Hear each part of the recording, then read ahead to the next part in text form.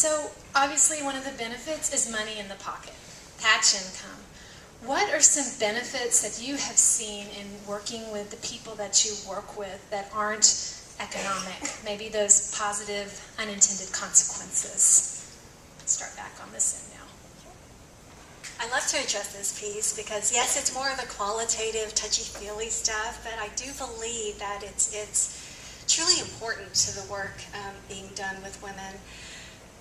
A lot of what we found, in addition to the economic capital, of course, knowledge capital, social capital, those two pieces rise to the top quite a bit, particularly for this population.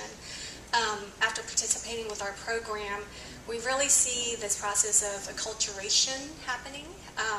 For some of our artisans, we recognize that as women who didn't know the language, didn't know their way around town, they literally would not leave their apartments or their apartment complexes. And so even coming to one of our sites, to an event, that's a big move for them. And over time, of course, they become more and more trusting and comfortable and able to interact directly with Houstonians and with the customers at the other end. So it truly, those are some of the social benefits. The other, as I mentioned before, are the peer support groups.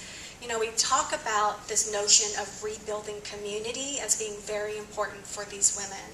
Again, they are torn from their home countries, some of them torn from their families, and escaping atrocities we probably cannot imagine. And so this process of rebuilding some support network that's a safe space for them has been extremely important, and really came out in one of our qualitative studies that we've done of the model to date as one of the components that the women enjoyed the most and got the most out of. The other part of that empowerment process is finding their voice, right? Some of these women might come from countries or cultures in which their opinions, voices aren't counted, right?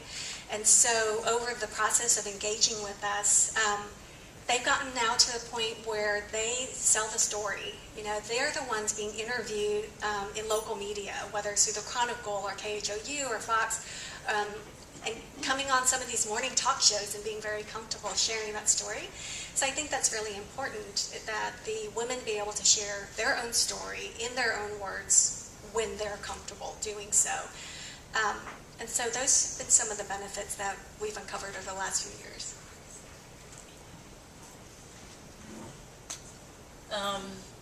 The women that we work with the Mayanut, they have such a different perspective on the whole business concept. It's very different from the way men see it. And then originally in Guatemala, the Mayanut was being produced by men for export. It never occurred to them to feed it to their kids or to try to develop a local market at all. It just wasn't something that was on their radar at all. And it's been so interesting to see how women have such different priorities, and they're really interested in feeding the kids. And we had a little conference last year in Honduras where the women all got together, a bunch of different women's Mayanut producer groups, and we decided to try to pick some target markets, and they just got fixated on the school lunches. None of them mentioned export. Our vision is to export Mayanut. None of them said that. They're not focused on bringing in the mighty dollars. They're focused on different things. Their value set is very different. They want to feed the kids. They want to know that their Mayanut's being eaten by people that really need it.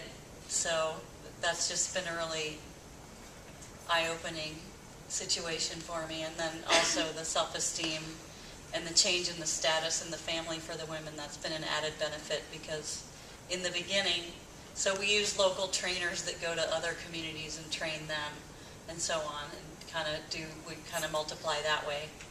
And the men would get so pissed that their women were going out, abandoning them, and what do I do with the kids while you're gone, and what about all these dishes, and who's going to wash the laundry?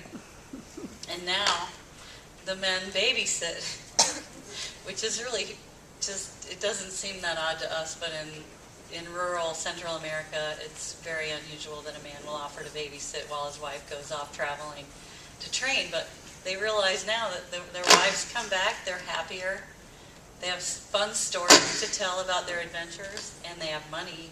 So it's been really, there are a lot of added benefits. Actually, when Indigo Africa first began, or first was founded by, in part by Tom Mitra, who's in the back of the room, one of the ways in which we wanted to be market leaders in terms of ethics and transparency. And one of the ways to do that was to have very rigorous social impact assessments. And so from the beginning, we began collecting data, not just on how much money were these women earning, but also a range of about 32 other metrics about their life. And so how that sort of economic empowerment had changed things for them. Sort of among those, and our social impact report is available online. There's a couple of copies in the back. But we've seen, dramatic increases in the number of women who have at least 2 meals per day, the access to running water, opening their own bank accounts and fiscal responsibility within the family, paying tuition for their children to attend school and their children attending school for longer. So a whole range of factors that, yes, are probably traced to enhanced income, but also have to do more with what they're doing with that and the choices that they're making in their life. Sort of outside, since you can read our statistical analyses elsewhere, I wanted to bring up a couple of examples of things that just really moved me.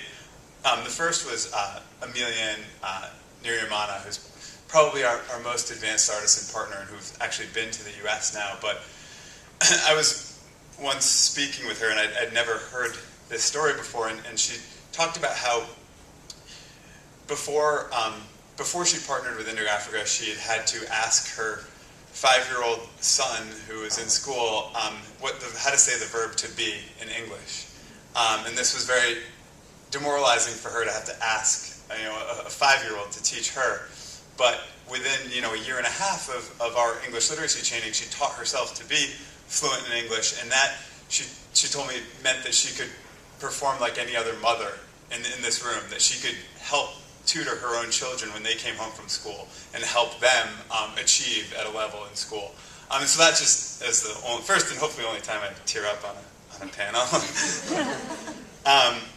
The second is more of a personal observation, and that's the surging confidence that you see in the women as our partnership with them progresses, the sort of fearlessness that takes over. And these are women who admit now that they were very lonely before, and that they were afraid. They didn't have the self-worth to really be in social settings outside of the house, and that through the economic community that they forged with these women, these other women in their community, they were able to reclaim their future.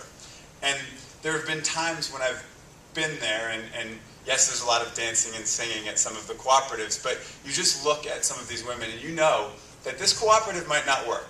An artisan cooperative may not pass muster. It may eventually fade away for a variety of reasons, health-related, otherwise. But these women were never going back to the place where they once were. They had seen something different. They felt different. They had a seat at the table, and that meant the world to them.